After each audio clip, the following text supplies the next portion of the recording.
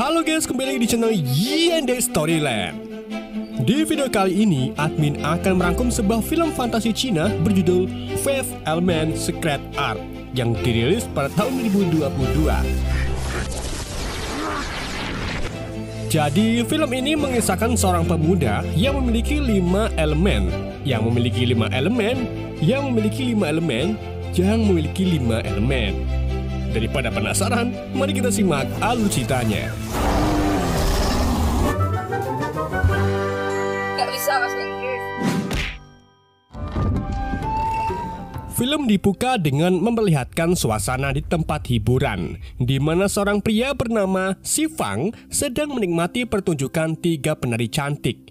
Namun saat terus-terusan disawang, mulai terlihat keanehan, terutama setelah salah satu penari mencoba menyerangnya. Alasan penyerangan itu karena para penari ingin merebut cincin milik Si Fang atas perintah tuan mereka. Karena hal itu pun, pertempuran sengit antara mereka pun terjadi.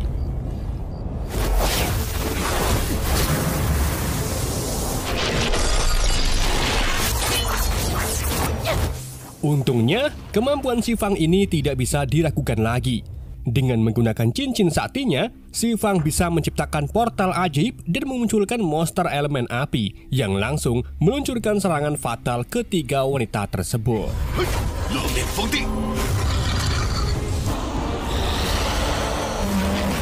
Di waktu yang sama, seorang pria bernama Tao muncul dan dengan mudahnya mematahkan serangan dari si monster.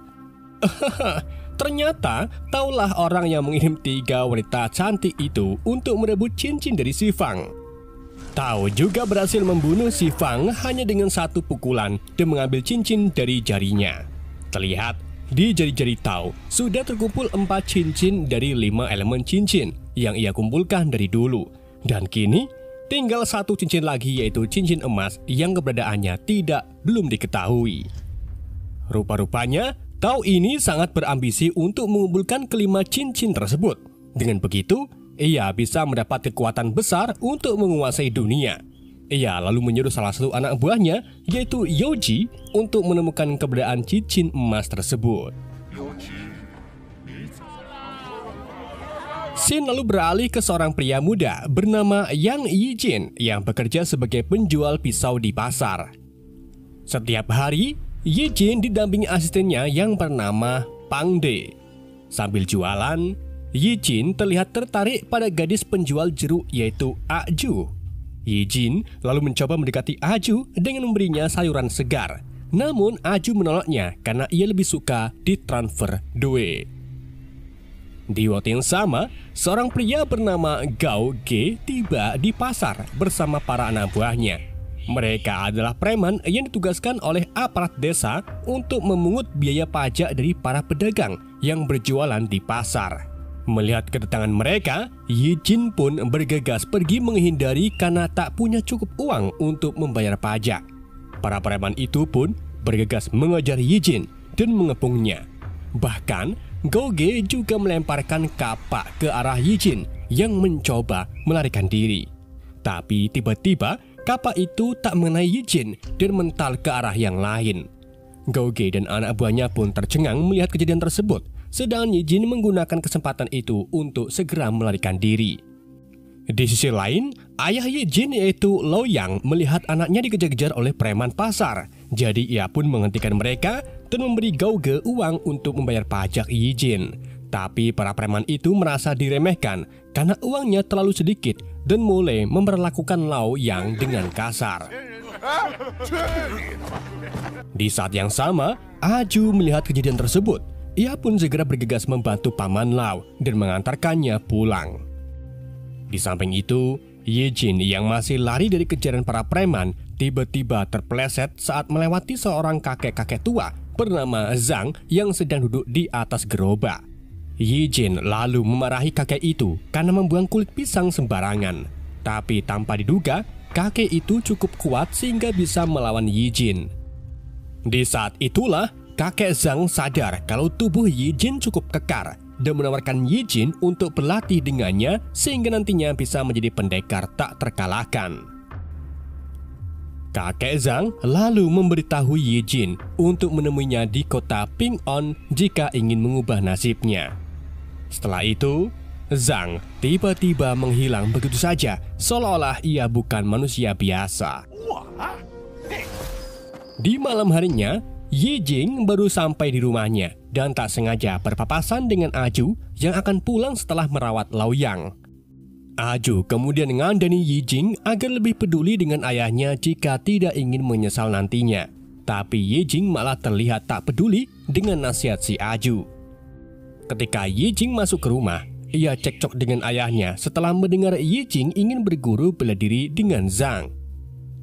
Ye Jin sangat bersikeras untuk berguru sehingga tidak ada lagi yang akan menghina ataupun menindas mereka lagi. Meskipun ayahnya melarang, tapi Ye Jin tetap berangkat menuju ke kota Ping On.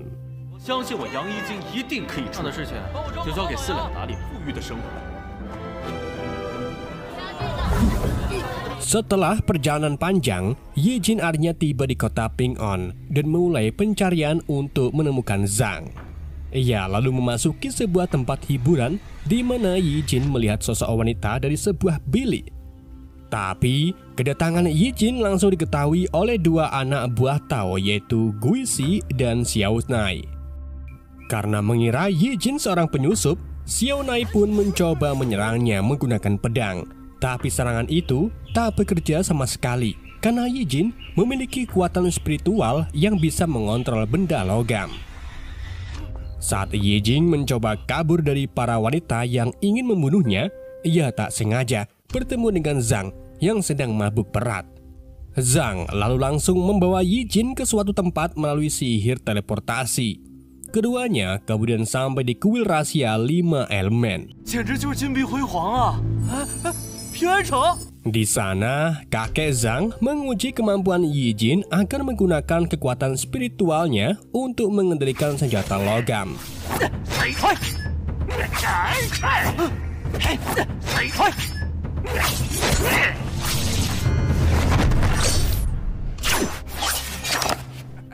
Setelah melihat kemampuan Ye Jin, kakek Zhang pun memberinya cincin emas dan menegaskan kalau ia diterima menjadi muridnya dengan satu syarat, yaitu Ye Jin harus melindungi cincin tersebut agar tidak direbut oleh orang yang menggunakan kekuatannya untuk hal-hal jahat.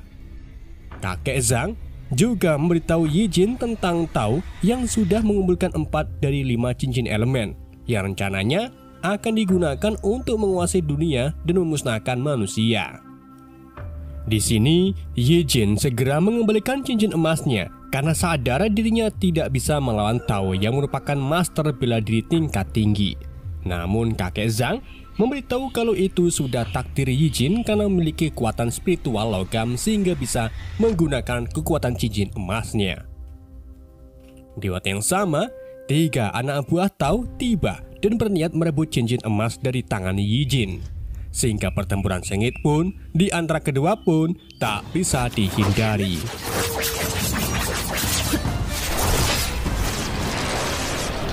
Dalam pertarungan itu, Guisi dan Xiao Nai tampaknya kesulitan menghadapi Zhang yang memiliki seni bela diri tingkat tinggi.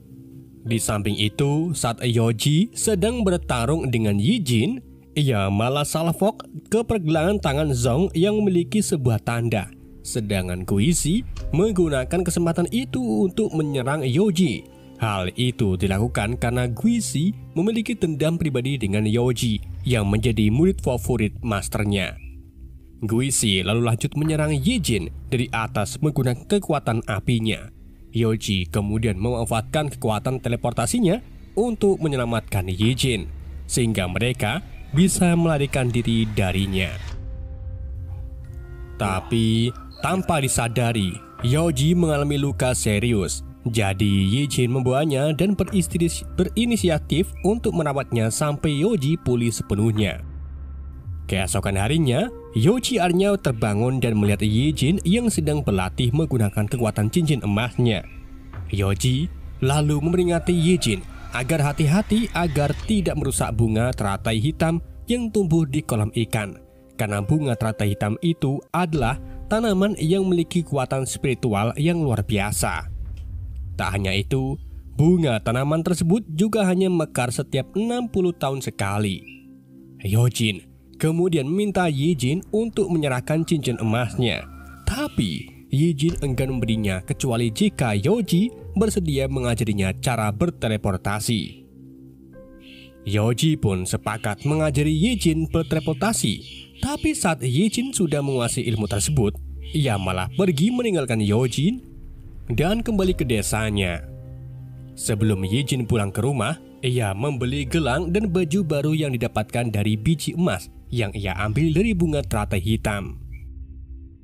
Sementara itu, Guizi serta Xiaonai menemui Tao dan menceritakan tentang Yaoji yang berkhianat karena kabur bersama pria pemilik cincin emas. Mereka juga membawa kakek Zhang ke depan Tao dan menahan si kakek di markas mereka. Tao lalu menyuruh Guizi dan Xiaonai untuk melacak keberadaan Yojin dan menangkapnya. Tak lama setelah perintah itu, keduanya berhasil menemukan Yoji dan memulai pertarungan sengit. Tapi karena kondisi Yoji belum sembuh total, jadi ia pun tak bisa berkutik saat Xiaonai meluncurkan serangan menggunakan teknik pamungkasnya.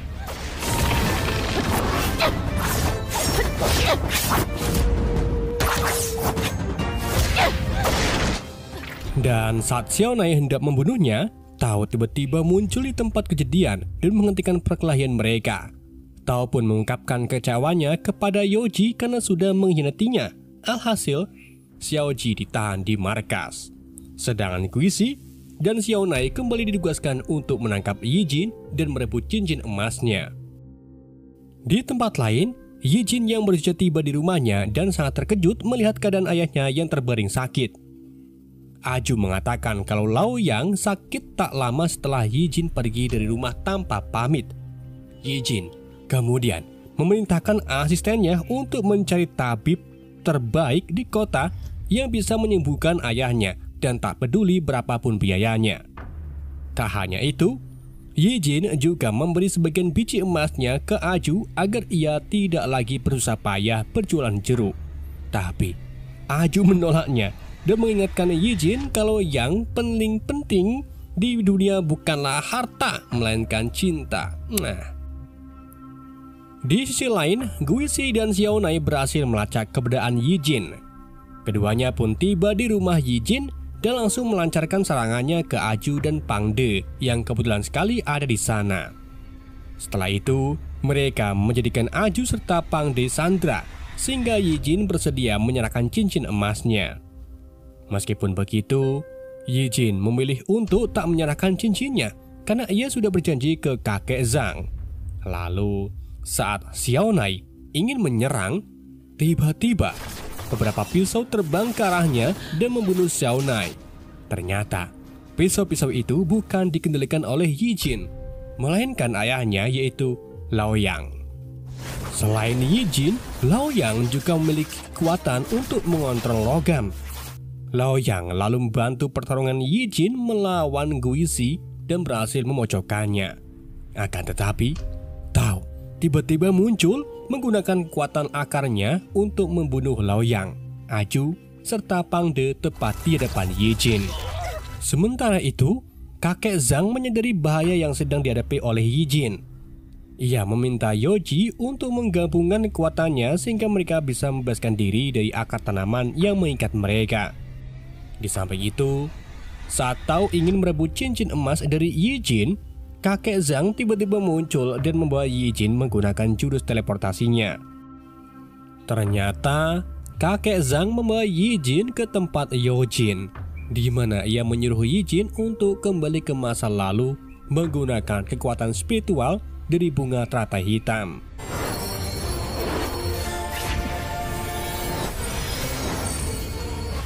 Mengikuti saran dari Yoji, Yijin akhirnya berhasil ke masa saat Tao duel dengan Si Fang. Saat keduanya sedang bertarung, Yijin diam-diam mengambil cincin api dari tangan Si Fang.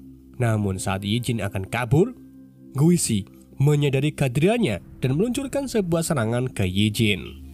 Sementara itu di masa sekarang, ternyata Zhang sedang berkelahi melawan Guizi yang berhasil melacak keberadaan mereka. Yoji lalu bergabung untuk melawan Guizi sampai akhirnya kakek Zhang berhasil mengalahkan Guizi. Di waktu yang sama, Yi Jin yang berada di masa lalu menggunakan cincin elemen apinya untuk memanggil monster api dan mengalahkan Guizi.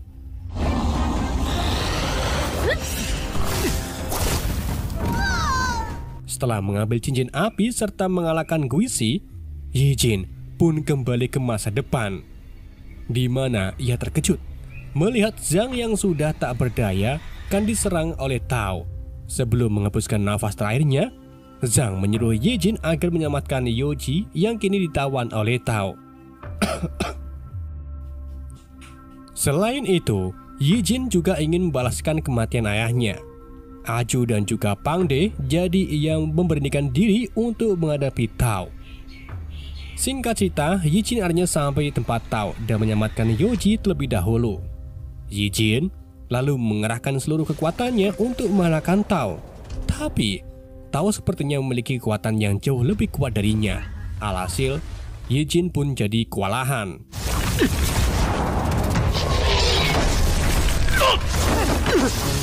Bersama dengan itu, seorang laki-laki tua tiba-tiba datang dan membantu Yi Jin melawan Tao dengan menggabungkan kekuatan mereka. Setelah pertarungan sengit itu, Tao pun berhasil dikalahkan. Yi Jin juga tak lupa untuk mengucapkan terima kasih ke laki tua itu karena sudah membantunya. Tapi Yi Jin terlihat terkejut saat melihat laki-laki tua itu ternyata dirinya sendiri yang datang dari masa depan. Jadi, ia pun memutuskan untuk menyerahkan kelima cincin elemen ke dirinya di masa depan. Hal itu dilakukan agar kelima cincin itu disegel sehingga tak ada orang yang akan menggunakan kekuatan cincin itu untuk kejahatan. Film pun berakhir. Oke guys, terima kasih buat kalian yang sudah support channel ini ya. Mohon maaf jika ada kesalahan dalam penyampaiannya ataupun penyebutan nama. Sekian dari YND, sampai jumpa di video-video berikutnya.